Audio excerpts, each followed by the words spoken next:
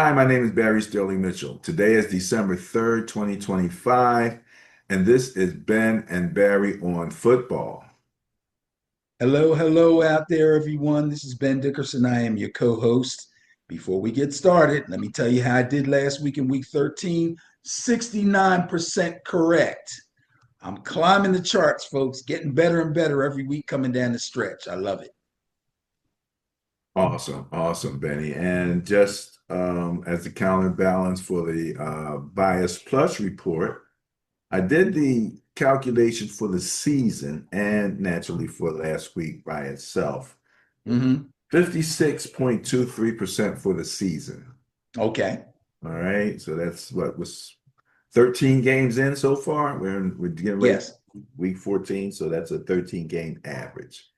Last week, 62%. Good. So not bad, but you're knocking it out there, buddy. I tell Yeah, you. I'm trying, man. I'm trying to make sure that I bet with my head, not with my heart. Sometimes I can't help it though.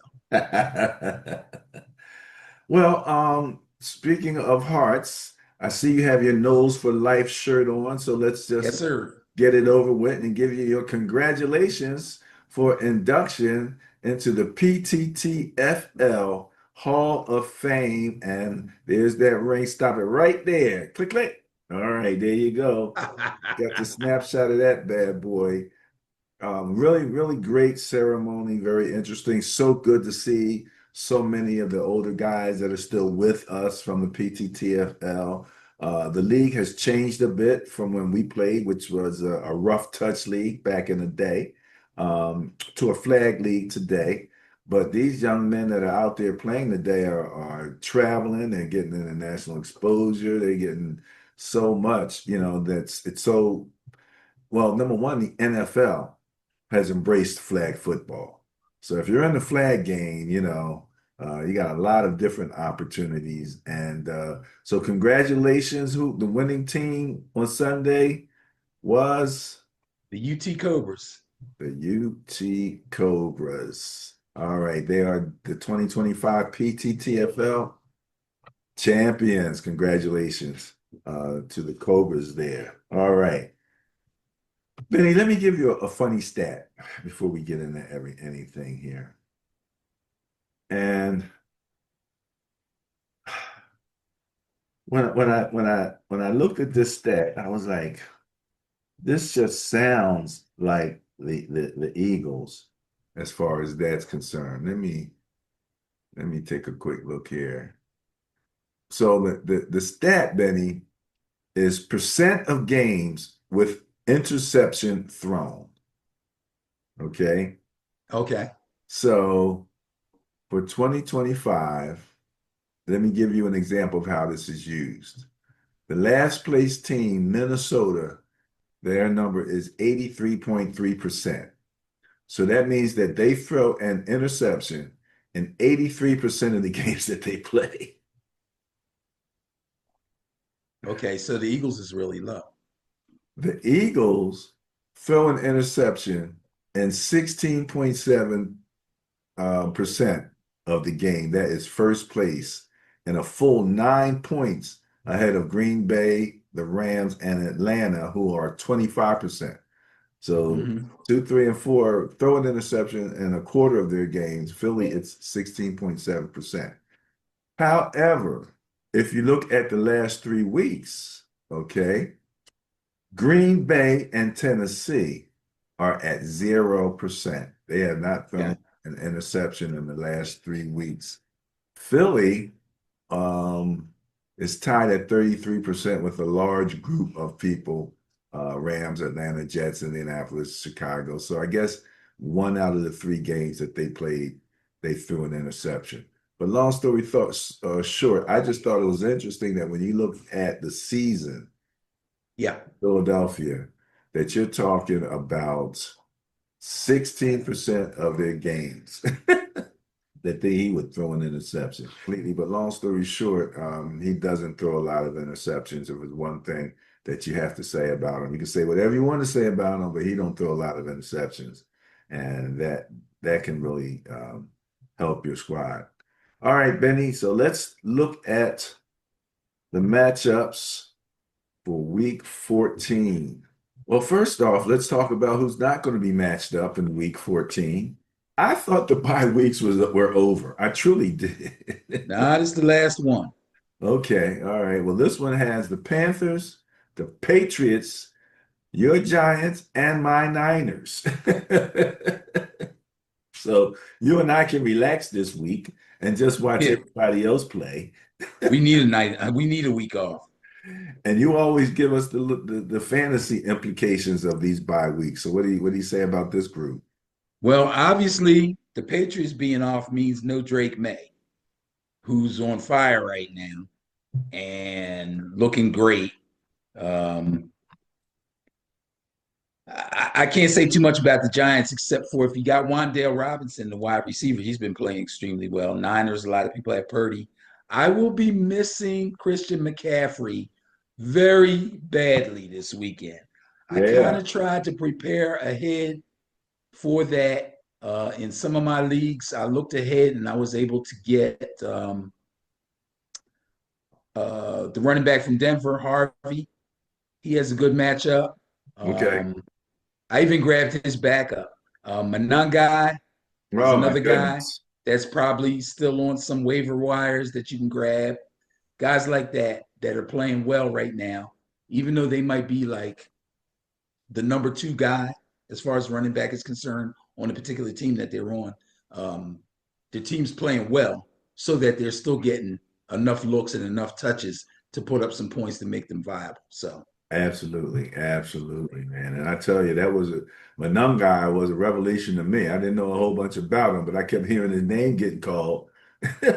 yeah, yeah. Kept running 5+ yards, and I was like, who is this guy? You know?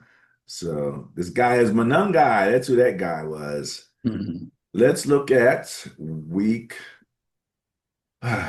for Benny, nothing like coming out to shoot on Thursday night with Cowboys at Lions. You know what I'm saying? Good Thursday night game. You know what I'm saying? Bias plus score of 8.7, Benny favors those Lions. You might have some questions about them, but the Cowboys numbers are low because what they've done earlier in the season. We know that they've made some moves in the last 3 weeks. But for the season, the Lions were ranked sixth in next net points and the Cowboys 15th. So you can see right there, there's an average. The differential is going to favor the Lions. What do you got on this? This is a great game. It's a must win for both teams. Number one, it's a must win for the Cowboys if they're going to take this opportunity, the way they're playing lately and the way the Eagles are playing lately, to try and get themselves in position to maybe, possibly winning this division. If they can win the NFC East, they're in the playoffs. If they don't, it could get a little touch and go for them. On the other side, the Lions sitting at 7-5 with Green Bay playing extremely well and the Bears playing extremely well in the NFC North. A loss could doom them to not playing, making the playoffs. That would be crazy. A team that people were looking at like an offensive machine may not make the playoffs. So this is a big, big game for both teams.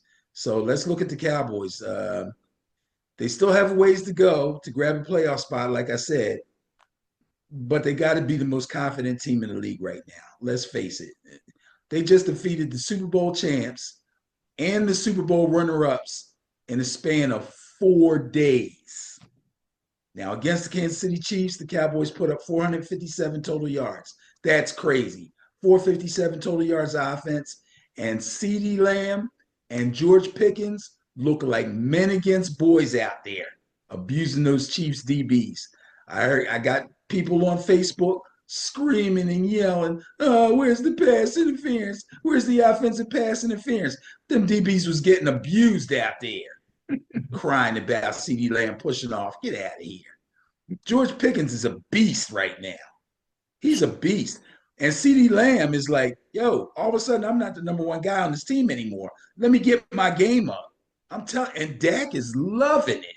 These boys are dangerous. Ugh, but the Lions, all of a sudden, the Lions can't seem to run the ball as consistently as they need to. And they need to run the ball consistently to keep Jared Goff comfortable.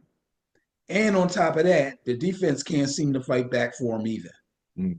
Now, after the Packers, against the Packers, Goff was pretty efficient, but down 10 points in the fourth quarter. Once again, they failed to convert on the fourth down. That's over and over again. Fourth down, they couldn't convert. He threw the ball to Jameson Williams, and he dropped it. So again, see, here's the situation. Sometimes they go for it, they shouldn't go for it, and then it doesn't work out for them, and you think, wow, they shouldn't have gone for it. Then sometimes they go for it, they call a great play, and the guy drops the ball. What are you going to do? Say they shouldn't have went for it? You know what I mean? But what are you going to say? Anyway, it's getting to Hey, the point where the Lions, Ben, yes, throw the ball. Three things can happen. That's what and you two would of them are say. bad. And two of them are bad. Yeah, I remember. But it actually is getting to the point where the Lions may be looking at not making the playoffs. That being said, they will be at home, but that doesn't seem to be making a difference for them lately. They are 7-5, but I feel like the Cowboys are really, really surging. On top of the fact that the Cowboys were very injured on defense and seem to be getting people back, and not just getting people back, but they got some new additions on their D line and their pass rush has improved. Whereas it's the opposite for the Lions. Defensively, they're starting to struggle again, just like they did last year. So I'm going to say that I would think that the Cowboys are going to win this game. I'm going to pick the Cowboys. Okie dokie, going against the bias, Going going with against the the bias on the first one. Dallas Cowboys. All Let's right. see if that turns into a theme. Yeah, let's see. Yeah, well, I'm going to talk about themes a little bit later too. Okay, themes. Well, theme this, Benny. Saints at Buccaneers. Bias plus score of 12.4 favors the Buccaneers, Benny, and that's easy to see. They're ranked 19th in net points, and the Saints are ranked 30th. They're both in the negative, but Buccaneers are much less negative, and Buccaneers are better on the turnover differential. So, what do you got on this? Okay, this one's not going to be too hard, I don't think. Tampa Bay had a bit of a tussle with the Cardinals at home last week, but they held them off late to win 20-17. Baker Mayfield threw 2 touchdowns. Both of them went to Emeka Egbuka, great rookie wide receiver. And my man Bucky Irvin's finally back. He got 67 yards in ground, and he had a rushing touchdown. Now, at this point, the Bucs' schedule looks pretty comfortable. If you go and take a look at the teams they got coming up, looks pretty comfortable right now, which is actually right on time for them because Carolina is knocking on the door. Carolina is breathing down their necks for the division. So NFC South could come down to the wire, but I like the Bucs to win that. And I like them to win also this game against the Saints. The Saints weren't able to put points on the board against Miami until 10:40 of the third quarter. They made a late run. They had a field goal. They did score a touchdown, but eventually they got stopped on downs on their last possession, and they lost the game 21-17. I'm going to go with the Bucs on this one. Yeah, I mean, the Saints really struggle to score. They're in 30th place, only averaging 15 points per game. So Right. they're gonna have to do better than that. So going with the bias, going with the Buccaneers, and they're at the Buccaneers, Benny. So tell D, listen out for some cannons. Um, Fire the cannons. there you go. There you go. Now, you talked about those Miami Dolphins, Benny. They're going to be visiting the Jets. Jets, the only team I really had any family to play for. And the bias plus score of 5.3 favors those Dolphins, even though they're visiting the Jets, and the Jets are coming off of a win. Am I not correct about that, Benny? Correct. Oh, my goodness. They came off of a win. So, what do you got on this? So we just talked about the Saints. Let's look at that game from the Dolphins side of things because the Dolphins actually beat them. It wasn't a great game for Tua, but he got a turnover from his defense. He got 4 out of 4 field goals from his kicker, Riley Patterson, and he got plenty of help from Devon Achane. who's having a really nice season. He's been able to stay healthy. That's why. His Always. touchdown that he scored in the game was his 10th of the season. It was the only Dolphins touchdown of the game. And Achane, for the first time in his career, went over 1,000 yards. So congratulations to Devon Achane. That's 1,000 yards rushing. I'm sorry, that's not all purpose. That's 1,000 yards rushing. Now, Awesome. with all that, Tua did enough in the fourth quarter to position Miami for the win. Good for them. Yeah, it was over the Saints. Now, the struggling Jets won a home game against the struggling Falcons, 27-24. The hero was their kicker, Nick Folk, who missed his first field goal of the season after going 20 for 20. I believe he was the only field goal kicker coming into that game that had not missed a single field goal, but he did miss one in this game. However, he was able to make up for it because he kicked the game winner, a 56-yarder, by the way, not a chip shot. Now, on a day when Bijan Robinson was having his way with the Jets defense, somehow Tyrod Taylor kept his team in it, especially in the fourth quarter, allowing Folk to be the hero at the end. Nice job by the Jets on that game. This is AFC East. Ugh. Yeah, Tyrod busy. Taylor. Yeah, Tyrod Taylor seems to have something going here. I don't know. Dolphins have looked better lately. And there's always a chance with Achane. Yeah, I need a little help on this one. Last 3 weeks, you have that handy? Last 3 weeks points against? Let me see. Last 3 weeks points against. That's what you want? Yeah, where the No, Dolphins at? I closed all of those files Oh, out. you closed that? Okay, don't worry about it. I'm going to go with the Dolphins. Gonna go with the bias, going with the Yes, Dolphins. yes. And okay, not a problem. Not a problem. Let's move on to the next one.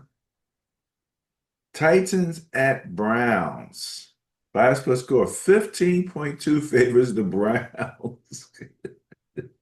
So that means Titans is really struggling. The poor Titans in last place in average net points at minus 13.2. Browns are at least minus 6.3. So that's about a 7 point swing right there. And then you add on that the Browns are better on turnover differential, even at breaking zero.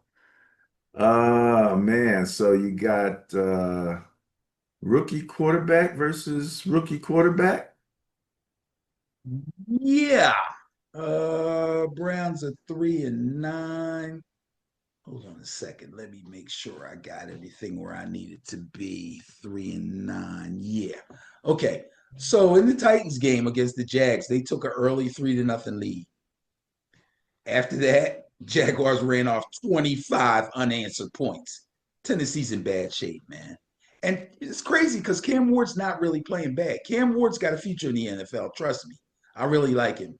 Yeah, But yeah, they're in trouble. Tennessee had less than 200 yards in total offense. They had 3 turnovers and they committed 10 penalties. Can't win like that. Got to get better. For the Browns, Shador Sanders, pretty clean game against the 49ers. In fact, his numbers, which I didn't actually write down, but I did notice that his numbers, in fact, were almost identical to Brock Purdy's. And really. he did, yes, they were very close. Attempts, completions, everything. And he did throw a touchdown pass.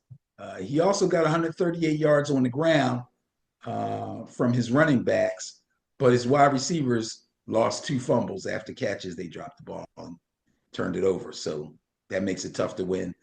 Myles Garrett was his usual disruptive self, but he was only able to actually record 1 sack. And that 1 sack was the only sack of the game for their team. Shador's touchdown pass also was the only Browns score of the day. So they're still kind of struggling a little bit, but I'm pretty sure they can take the Titans out. So I'm going to pick the Browns to win that game. All right, going with the bias, going with the Cleveland Browns and the Shador coming out on top of this one. Unless they put Dwayne, the other quarterback in. They won't. All right, I hear you. Let's They're see. just making sure everybody knows he's still alive and kicking and he can play. So if they can get something for him, they will. Okay, all right, all right. Next up, we have Commanders at Vikings. Bias plus score of 2.1 favors the Commanders. And we talked about Vikings quarterback woes with Mariucci predicting that their quarterback, their rookie coming off the bench, was going to throw 400 plus yards, and he was going to be the man. It's one thing to Yeah, be well, wrong, it's another thing to be spectacularly wrong. yeah, that's sometimes you get burned by those hot takes. A little I'm bit too telling, hot. telling you. Bold, bold takes. Yeah. But Well, as rough as the Commanders have had it, they are 2.1 points bias plus score favorites for this particular matchup. And okay. Vikings are home. Mm-hmm. Vikings actually have the better record, 4-8. Got off to the better start, I believe. They're starting to falter. Commanders are 3-9. But anyway, Washington, this hurt them bad. They have now lost two consecutive overtime games. That's got to hurt. This one was against the Denver Broncos. Mariota threw the ball 50 times. Wow. That's a lot, I know. And I thought they were running the ball fairly well. They stayed in the game, but yeah, if you got to throw the ball 50 times and you're under immense pressure all night long, even though you're only sacked twice, you got to consider yourself lucky to even get that many passes off. He did, however, throw for 294 and two touchdowns, and he also ran the ball 10 times for 55 yards. This guy was known as a running quarterback coming in as a rookie. He now has some years under his belt, but he can still get up and go when he needs to. So good thing, good for Marcus Mariota, especially as a backup quarterback for Jaden Daniels. That running ability, by the way, and all those passes helped keep the Commanders close in that game. Unfortunately, they matched Denver's overtime touchdown, but on the 2-point conversion try to win the game in overtime, Mariota's pass got knocked down.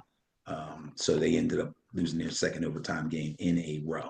Now, with J.J. McCarthy still in concussion protocol last week and Carson Wentz out for the season with a shoulder, the Vikings had to go with undrafted rookie Max Brosmer.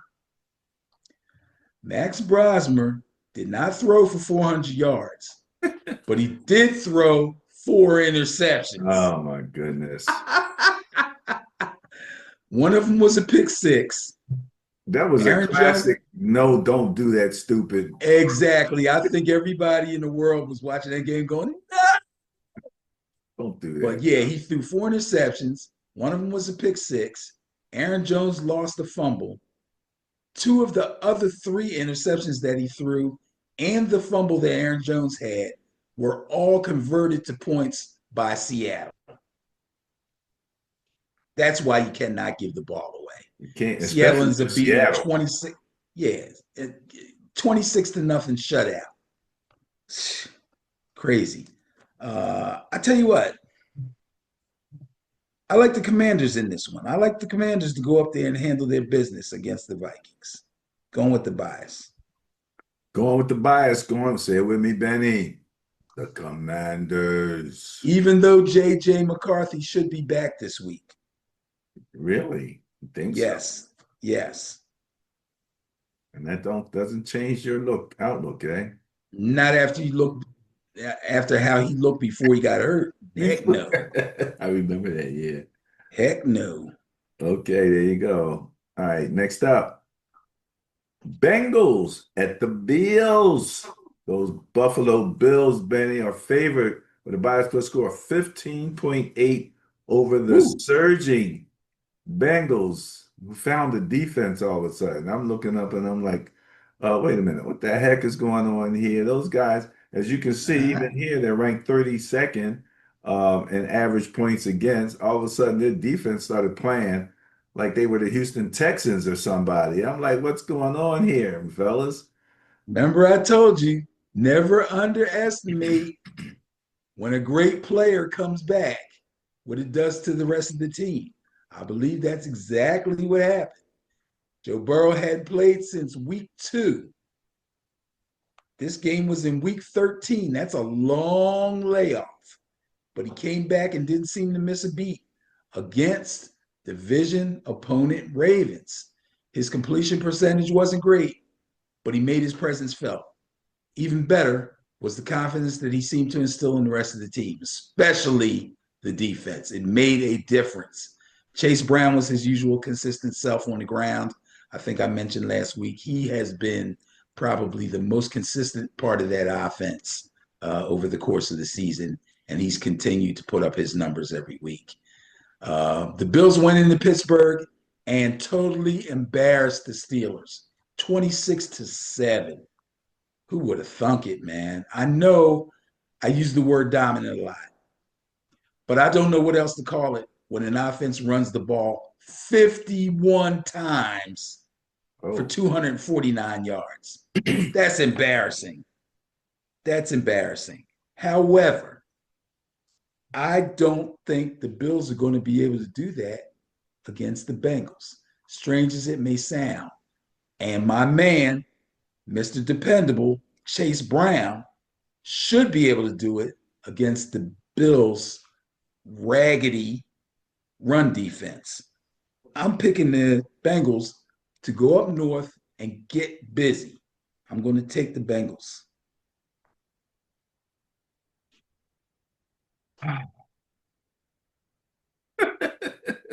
What's the matter? Did I stun you on that one? yeah, a bit, a bit. That game might be. I'm going to go even a step further. I'm going to predict that that's the buster of the week next week. Well, it has a good shot with a 15.8 bias in its favor. Uh huh. Uh huh. It has a good shot. So, okay, prediction for the bias plus buster of the week and going against the bias with the Cincinnati Bengals over the Buffalo Bills. All right. We're gonna have to put this one out as a special clip. All righty. All right, here we go. Next up. Division. Steelers at Ravens. Bias plus score 3.6 favors the Steelers, Benny. Is Aaron Rodgers nose gonna be okay? Will he be able to play? Yeah, I think his nose will be all right. And I think he says wrist survived. He had a pretty good wrap on that thing. It looked like a cast. I don't think you're allowed to wear a hard cast, but he had a nice brace on it. So he should be okay. Okay, I remember playing with braces. So, all right. So who you got? Well, both of them are 6-6. Cincinnati's surging. This is a crazy division. This division is nuts. I don't know who's going to come out of this thing. But I do know what happened last week in Pittsburgh. The hammer that the Bills dropped on the Steelers was really bad. Jalen Warren, who's the running back number one there in that on that team, scored the one touchdown on the ground. But other than that, the run game was basically non-existent. Aaron Rodgers playing with a brace on his broken wrist got drilled in the third quarter by Joey Bosa. I mean, he crushed him and he fumbled. And the fumble turned into a scoop and score. It was bad. It was horrible. This was a really, really devastating L for the Steelers. You had the crowd chanting for the coach's head, fire Tomlin, fire Tomlin. It was crazy, man. Pittsburgh's not a city where you expect to see and hear those kind of things, but that's exactly what happened last week. Now, the Ravens, who at one point were 1-5, and everybody was scratching their head saying, what's wrong with the Ravens? Now they're 6-6, but their do or die tour took a hit with a 32-14 loss to the Bengals. Lamar was a mess in this game. He threw a pick. He lost 2 fumbles. He didn't show much poise or composure in the pocket. He was under a lot of pressure, and he was actually sacked 3 times besides getting harassed for most of the game. The team is, tell me something. When he runs, does he look funny like something's wrong with him? Lamar? Yeah. I didn't say I Oh, saw that in particular. okay. Keep an eye out for that next time you watch them play, okay?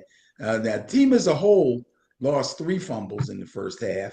And they turned the ball over 5 times altogether. And of course, I have to give my weekly Derrick Henry report. Instead of using the Derrick Henry recipe for success that I laid out for them, they did the exact opposite. He actually put up 104 yards and a touchdown on only 11 carries. If he Wow. had 11 touches, excuse me, because he caught a couple passes, 11 touches. If he gets his 20 plus touches, he has a superb game. But Right. Because this again, game is wearing the other team down. And so if you yeah, don't give enough but touches, they did find themselves behind pretty severely there at one point. So negative game script is what they call it. That kind of takes the run game away from you. But I'm saying he was on his way to having a day. yeah. Score got away from him. Yeah, Well, the and then score. sometimes we talk about teams that get down and don't go away from the run, and Derrick Henry is a guy, he's almost like a pass in so many cases because at any moment he's off on a 60-yard jump, you know. Right. So you got to give him a number of carries. And again, it's about wearing that defense down a little bit, and it changes everything. When your defensive line is, the tongues is wagging, and here comes Derrick Henry again, makes everything easier. So, That's true. But again, when you get down to a certain point, now the clock is against you too. all right. And running the ball, even if it's consistent, even if he's consistently gaining yards, while you're waiting for him to break loose on a long run, you're losing clock. So, you know, patience. What can I say? What was their biggest Uh, deficit? Do you remember their biggest deficit, I could find it real in that fast. game? I mean, don't beat yourself up over it. So, Okay. long story short, you're going with what? I'm going with the Ravens to bounce back and beat the Steelers. Oh, going I again. think the Steelers are in trouble. I really do. I think they're going to go in there. I think Baltimore is going to kind of turn it up on them boys. They're reeling right now. I just heard today that the cornerback Slay that came from the Eagles over there, he Yeah. wants out. He's trying to get out of there. So I don't know if the Eagles are going to try to sign him back because they're having problems with their cornerback situation. But yeah, he's trying to get out of there. So You wanna you wanna still, make you wanna make a bold prediction on Tomlin? Will he be there next year? oh, geez. Well, I tell you what, they're not going to fire him. They will not fire him. If he leaves, it'll be because he resigned or they had a mutual parting of the ways. Okay. All right. But he will not be fired. That I can Okay. say. Okay. What the challenge with the Steelers in terms of draft is that they don't have a losing record, so they don't get the best draft positions. So mediocrity seems to be their unless they do something really That's wild. where they're that's where they're stuck right now. Exactly. So But this may turn out to be a losing season. I have to I have to go find that record stuck in the middle with you. Yeah, I That remember that. Yeah. was a cool song. I like that song. All right, next up. Seahawks at Falcons. Bias plus score of 11.5 favors the Seahawks. Benny, that is the number 1 net point team against the number 20 net point team.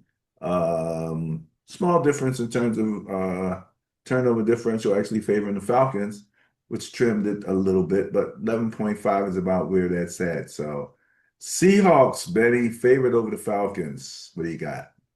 Yeah, it seems like almost every week here lately, a team with a great record all of a sudden, or in some cases, not all of a sudden, starts having trouble with the operation of either their offense or their defense. Seahawks shut out the Vikings 26 to nothing, but their offensive line was severely challenged in the first half by my man B-Flow, Brian Flores' blitzing defensive schemes. Sam Darnold was sacked 4 times, all in the first half, and they weren't able to get things in gear until the third quarter. But in fact, they did get things in gear. I do believe that their defense and their ground game will pull them through in the future if Sam Darnold has a tough time, just like they did in that game. Now, the Falcons lost to the Jets at MetLife Stadium 27-24 on a last-second field goal. It was a tough one to lose, especially since Ah, Bijan Robinson, and Bijan Johnson sounds like a nice name, but it's yeah. Bijan Robinson. He had himself a day, 193 yards on 28 touches and 1 touchdown. Also, our man, Kirk Cousins, threw his 291st career touchdown pass to overtake the great Johnny Unitas for 17th place all time. How about that? Well, you know how I am. Don't poo poo You it. know how I am. Wait a minute. Oh, man, you got John, to how be many kidding games me, did Johnny man. Unitas play? 10 games a season? Yeah. Something like that? He had a long career, though. He was around. So you listen here along the career. Well, congratulations to Kirk Oh, Cousins for being the highest paid backup in the NFL. you got to be As I kidding me, man. as I said You can't last give year, him that I just gave it to him. all time, 17th all time. The NFL's been around for 100 plus years, bro. Well, they didn't throw the ball for the first 50, Benny. Oh, Jesus. Okay. All right. All right. All right. All right. Golly. Uh, Yeah. So, Anywho, anyway, besides all that, it was Atlanta's sixth loss in their last 7 games. Um, I don't think they have a chance in this one. The Seahawks are just too good. I'm going to go with the bias, go with the Seahawks. going with the Seahawks, going with the bias. All right, Benny, what's up next? Colts at Jaguars. Bias plus score of 8.1 favors the Colts, Benny, over the Jaguars. And, I'm starting to believe in the Jaguars a little more than I am the Colts. What do you This got? is a good game. This got to be a good game. This should be game of the week right here. I'm with you. I'm with Both you. teams, same division, AFC, uh, AFC South. Okay. No, no, no. AFC, yes, AFC South. What am I saying? Both teams 8-4. Woo! Again, like I said earlier, another high flying offense hit a little snag last week. This time it was the 8-4 Colts, and it happened at home against the surging, same division, Houston Texans. It was the Colts' first back to back losses and their third loss in their last 4 games. Not good. They've definitely hit a rough patch. In all 3 of their losses, the opposing team was able to slow down Jonathan Taylor or create enough of a negative game script that the Colts had to go to the air to try and keep up. That seems to be the blueprint to handle Indianapolis, as well as a couple other teams that we'll probably get to pretty soon. That's going to end up being a recurring theme. Now, Jacksonville will be at home. That's a plus for them in this game against the Colts, of course, this weekend. And then they got to play them again in week 17 because you play everybody in your division twice. And they're just getting to those 2 games here at the end of the season. Seems like the AFC South title will be coming down to the wire. But last week, Trevor Lawrence made sure that the Jags stayed in the hunt with a taking care of business type of win over the Tennessee Titans. 229 yards, 2 touchdowns, 0 turnovers. That was plenty enough to handle the Titans. This game's going to be tough to call, bro. Jacksonville's been playing well. Trevor Lawrence has been playing well, and they're home. The Colts have been shaky. The question is, Are the Jags going to be able to follow the blueprint and keep a handle on Jonathan Taylor? That's the question. Well, Obviously, Benny, you asked me before about the last 3 weeks, and I was able to go back. I'm looking real quick at my okay. sheet for Jacksonville over the last 3 weeks. First place in net points at plus 18. Indianapolis over the last 3 weeks, 17th place at minus 0.3. Yeah, okay. That makes sense. I can see that over the last 3 weeks. That's the way they've been playing. Like I said, the question is, can the Jags follow the blueprint? Do they have what it's going to take care of Jonathan Taylor? Or is Shane Steichen going to be able to come up with a different scheme to make sure that Jonathan Taylor gets going? Can he find some weaknesses in that Jaguar defense and scheme Taylor up so he can get going and make things easier for Daniel Jones? That is the question. The bias says the Colts. It's 8.1. That's over a touchdown. I think this is a bounce back for the Colts. This is going to be a rock'em sock'em game. I got a feeling this is going to be a rough game, but I'm going to go with the Colts. All right. Ben's suggestion for game of the week, Colts at Jaguars. Bias plus score of 8.1 favors the Colts. And Ben's looking for a Colts bounce back despite the surging Jaguars, number one over the last 3 weeks in average net points. So, all right, Benny, you're hanging it out there. Next up, Broncos at Raiders. Bias plus score of 16.3 favors the Broncos. I hope they're not a team that plays down to the competition. I got a feeling this might be a little more of a game than what the bias plus kind of indicates. What do you think?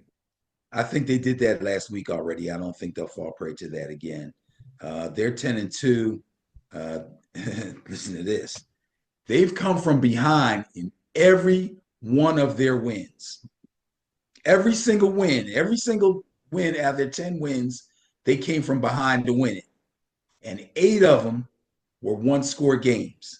The 2 Wow. losses they have were walk-off field goals. So even those games went down to the wire. Now, last Monday, they won over Washington. It followed the same script. Their top ranked defense only sacked Marcus Mariota twice, but they pressed him quite a bit. They forced him into a bad fumble, into a bad interception at the start of the second quarter, but they still had some trouble corralling the entire Commanders' offense. They were still able to run the ball well. Mariota was able to pass and run the ball fairly well, keep them in the game. Um, they weren't able to put them away in the fourth quarter. Mariota kept things going. And the only way they won the game was to knock down that pass for the 2-point conversion in overtime.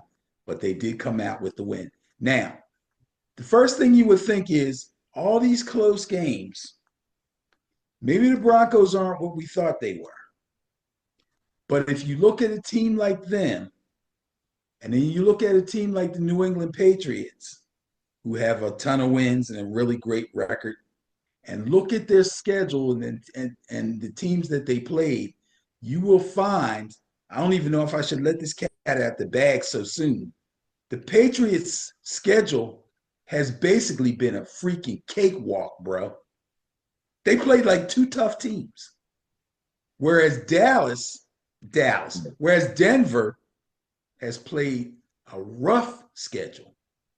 Hence, the rough wins and the 2 walk-off losses. They've earned their 10-2 without a doubt. So now, that being said, even though the Raiders hung in there with the Chargers in the first half of their game, the floodgates opened up on them in the second half. They got trounced 31-14. They have no chance against Denver. No chance at all. Got to go with the Broncos. Going with the bias, going with the Denver Broncos. All right, Benny. Next up, Bears, Chicago Bears at Packers division. Bias plus score of 0.8. Ooh, favors the Packers. Another game of the week contender. Yeah, man. And it's the turnover differential in this particular one really, That makes the difference. that it kept it so small because the Bears were ranked 16th in net points at 0.5, and the Packers ranked 8th at 5.7. Right. When But you the take Bears have been at the top of the turnovers for a while. exactly, well, you take that turnover differential favoring the Bears and put it through the calculator there, bam, slims that lead down by the Packers to under 1 point. Okay. And we got two teams that are both playing extremely well lately. And again, in the same division, vying for the title of the NFC North. Here's another recurring theme. Ben Johnson had Caleb Williams looking exactly like you would expect the number one pick overall from the 2024 draft to look. And the Bears offense has evolved into a very, very dangerous group of players. It's a run first scheme, but they're still diverse enough to keep defenses on their heels. They sure enough did have the Eagles guessing badly also. They didn't record a sack, but they followed the blueprint. They shut down Saquon Barkley, and they challenged Hurts to beat him with his arm. And between him and Kevin Petullo, who got his house egged the other night, they couldn't figure it out. They just couldn't figure it out. The Bears really handled them boys. Now the Packers have had their issues, even to the point where I was saying I just don't trust them. But they seem to be rounding it into a very formidable team right in time to put their bid for the NFC North title in. Jordan Love, once again, looks like the guy, and the defense has been tough. They swept the season series with the Lions, and now they're one game behind Chicago in the division. This is a big game. You look up big game in the football dictionary, there will be a picture of a Bears helmet and a Packers helmet. This is a huge, huge game. It's going to be on the frozen tundra of Lambeau Field, and I am predicting that the Chicago Bears will find a way to go up to Green Bay and beat the Packers. Oh my goodness. There you go. Look, over the last 3 weeks, Benny, the Chicago is 10th in net points at plus 4.7. Challenge is that in the last 3 weeks, Green Bay is plus 10.3 in terms of scoring. So yeah, that would be that's going to be big if they're able to go up in Lambeau Field and beat the Packers. And you're going with that particular calculation there, Bears at Packers. You're going to go with the Bears. All right, there you go. Division, Rams at Cardinals by a split score 15.9 favors the Rams. And man, all I got to say is holy Puka Nakua. Wow. 9-3 as opposed to 3-9. Cardinals will be home. I don't think that's going to make much of a difference. But anyway, one of the greatest things about the NFL, if not the greatest thing about the NFL, is any given Sunday. 1 week after the Rams put the smackdown on the Buccaneers, and every sports analyst on TV and radio declared them the best team in the NFL. They go to Carolina and get ambushed by the Carolina Panthers. Matt Stafford was on fire as of the week before, and they had a 6-game win streak, but he threw 2 interceptions and he lost a fumble, and the defense couldn't get a handle on Panthers' run game or on Bryce Young. How the mighty have fallen. Now, the Cardinals have played tough in a lot of their games this season, but wins haven't come very easily. They've been very hard. They've only won 3 games. They kept it close down the stretch against the Buccaneers, but they got stopped on downs on their final possession and ended up losing the game. I don't think they have much of a chance against the Rams. I think the Rams need a big bounce back, and they will get it this week against the Cardinals. So again, I'm going to go with the Rams. All right, Benny, going with the Rams here. Let me see what we got. That would be the bias. All right, rolling with the bias, rolling with the homies. All right, I think we're going to go to Sunday night, Benny. Am I correct? Yes, you are. Sunday night football, Texans at Chiefs. Bias plus score of 2.1 favors the Texans. Oh, that sounds good. 10th place Texans at plus 5.4, but the 7th place Chiefs at plus 6.1 in terms of net points. However, Texans have the turnover differential in their favor, and when the score is that close, it can swing the favor over to the other team. That looks like what happens here. So you got Texans favored over the Chiefs, and the Chiefs are at home. Uh-oh. This is another good one, Benny. It looks like it should be a good one, if for no other reason than it's a must win for the Chiefs. If they lose another game or two, that could be it for them as far as making the playoffs, and all the dynasty talk will be put to rest. Um, Again, another recurring theme: the Texans right now are a team that nobody wants to see in the playoffs. Nobody wants to play them at all at this point. The defense has been stingy all season, but they weren't great in the turnover department. And offensively, they were having trouble getting the ball into the end zone. Thus, a little shaky record there early on. However, since week 7, they have 13 takeaways. Between Wow. week 7 and week 13, 13 takeaways. Davis Mills was unexpectedly sharp while CJ Stroud was out. And CJ, who is now back, looked very sharp in his return from his concussion. Oh boy, oh boy. Now, how about those Chiefs? Last season, they won a bunch of one-score games. They won a couple one-point games. And they won a couple games on blocked field goals even. But this season, those scenarios seem to be turned around for them. And they're finding themselves on the losing end of those kind of situations. Against the Cowboys last week, Mahomes threw 4 touchdown passes. 2 of them were in the fourth quarter in a frantic comeback effort, but that effort fell short. I believe in D'Amico Ryans. I think he will have the Texans prepared to roll into Kansas City and take out the Chiefs. It's going to be a sad day in Kansas City. I'm going to pick the Texans to win this one with the bias. You're gonna make Swift cry, man. She's gonna be up there crying with the Bulls and the rest of the Chiefs. I could care less. All right, going with the bias, going with the Texans on a Sunday night.